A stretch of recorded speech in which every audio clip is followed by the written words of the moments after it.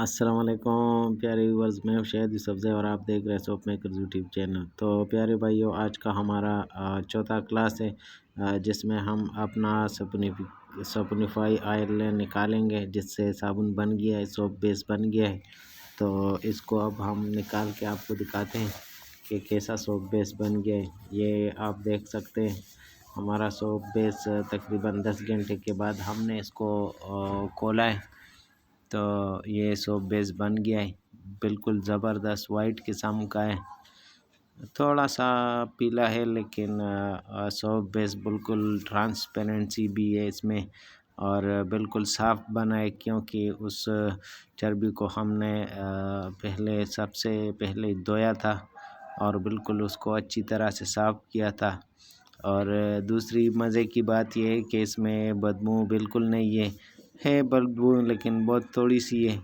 تو یہ جب 3 دن ہم دھوپ پہ رکھیں گے تو انشاءاللہ یہ بدبو بھی ختم ہو جائے گی۔ تو یہ آپ دیکھ سکتے ہیں ماشاءاللہ بہت زبردست اس سے سوپ بیس نکلا ہے۔ اس کا رزلٹ بھی بہت اعلیٰ ہے اور اچھی کوالٹی کا سوپ بیس نکلا ہے۔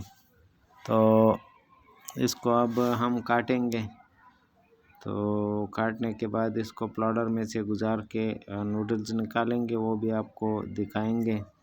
تو یہ تو اکثر میں چھری سے کاٹتا ہوں، لیکن چھری کہیں پہ گم ہو گئی ہے، تو ابھی یہ وائر پہ ہم اس کو کاٹیں گے، جو کٹر کا وائر ہے تو اس پہ کاٹتے ہیں۔ یہ آپ دیکھ سکتے ہیں یہ وائر کٹ گیا، یہ نیچے سے اکثر کٹ جاتا ہے۔ تو اس کو اب ہم چھری سے کاٹیں گے جلدی، تو یہ ہم نے کاٹ دیا ہے کہ آپ کا ٹائم خراب نہ ہو جائے۔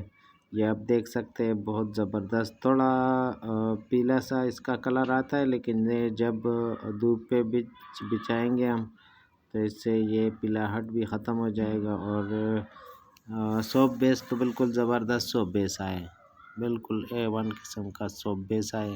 اصل میں اس میں نے جو کوکونٹ آئل تھا میرے پاس، تو وہ بہت براؤن تھا، تو وہ براؤن کوکونٹ آئل میں نے ڈالا ہے اس میں سوری۔ تو اگر ہم اس کو وائٹ والا کوکونٹ آئل ڈالے تو انشاءاللہ اس کا کلر اور بھی وائٹ آ جائے گا۔ تو یہ آپ دیکھ سکتے ہیں، اب اس کو ہم پلاڈر میں سے نکالتے ہیں۔ پیارے بھائیو، ویڈیو کو لائک کیا کرے، کمنٹ بھی کیا کرے، کیونکہ یہ ویڈیوز میں صرف آپ کے لیے بناتا ہوں، کیونکہ اکثر بھائی مجھ سے پوچھتے ہیں کہ ہمیں سستا نوڈلز بنانے کے طریقے سکھائیں، تو میں تو اپنے طرف سے کوشش کرتا ہوں کہ آپ کو کچھ نہ کچھ سکھاؤں، جو مجھے آتا ہے وہ میں آپ کو سکھاتا ہوں۔ تو یہ ماشاءاللہ سے بہت زبردست نوڈل ہے۔